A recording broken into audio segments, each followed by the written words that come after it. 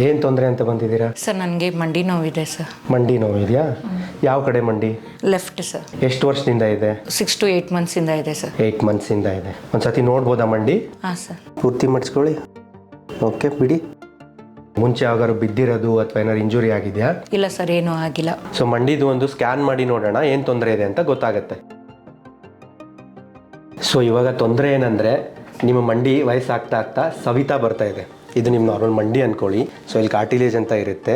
ಇದು ಆರ್ಥರೈಟಿಸ್ ಅನ್ನೋ disease ಏನಿರುತ್ತಲ್ವ, progress ಆಗ್ತಾ ಆಗ್ತಾ ಸವಿತಾ ಬರುತ್ತೆ. ಇಲ್ಲಿ ನೋಡಿ ಕೆಂಪು ಕಾಣ್ತಾ ಇರೋದೆಲ್ಲ ಡ್ಯಾಮೇಜಸ್. ಇಲ್ಲಿ ಸವಿಯುತ್ತೆ, ಆಮೇಲೆ ಹಿಂದ್ಗಡೆ ನೋಡ್ಬೋದು ನೀವು ಸವಿತಾ ಬರುತ್ತೆ. ಆಪ್ರೇಷನ್ ಮಾಡಬೇಕಾ ಸರ್? ಆಪ್ರೇಷನ್ ಮಾಡೋ ಪರಿಸ್ಥಿತಿಲಿ ಇನ್ನೂ ಇದು ಬಂದಿಲ್ಲ. ಸೊ ಅದಕ್ಕಿಂತ ಮುಂಚೆನೇ ಪ್ರಿಕಾಷನರಿ ಆಗಿ ನಾವು ಇಲ್ಲಿ ಇಂಜೆಕ್ಷನ್ಸ್ ಮೂಲಕ ಟ್ರೀಟ್ಮೆಂಟ್ ಕೊಡ್ಬೋದು.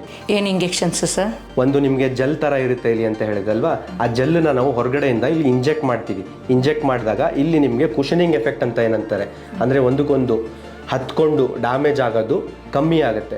ಇನ್ನೊಂದು ಇಂಜೆಕ್ಷನ್ ಬಂದ್ಬಿಟ್ಟು ನಿಮ್ಮ ರಕ್ತ ಕಣಗಳನ್ನು ತೆಗೆದು ಪ್ಲಾಸ್ಮಾ ಅಂತ ಸಪರೇಟ್ ಮಾಡಿ ಮಷೀನಲ್ಲಿ ಅದನ್ನು ವಾಪಸ್ ಇಲ್ಲಿ ಮಂಡಿಲಿ ಇಂಜೆಕ್ಟ್ ಮಾಡ್ತೀವಿ. ಅಡ್ಮಿಟ್ ಎಲ್ಲ ಎಷ್ಟು ದಿನ ಆಗಬೇಕಾಗುತ್ತೆ ಸರ್? ಅಡ್ಮಿಟ್ ಆಗೋದೇನು ಬೇಕಿಲ್ಲ. ನೀವು ಬಂದ ತಕ್ಷಣ 1 hour ಟೋಟಲಲ್ಲಿ ನೀವು ಹಾಸ್ಪಿಟ್ಲಿಂದ ಹೊರಗಡೆನೂ ಹೋಗಿರ್ತೀರಾ. ನಿಮ್ಮ ಪೇನ್ನ ಇವ್ಯಾಲ್ಯೂಯೇಟ್ ಮಾಡ್ಕೊಳ್ಳಿ, ಬಂದು ಬ್ಯಾಂಗ್ಳೂರ್ ಪೇನ್ ಕ್ಲಿನಿಕಲ್ಲಿ ತೋರಿಸ್ಕೊಡಿ.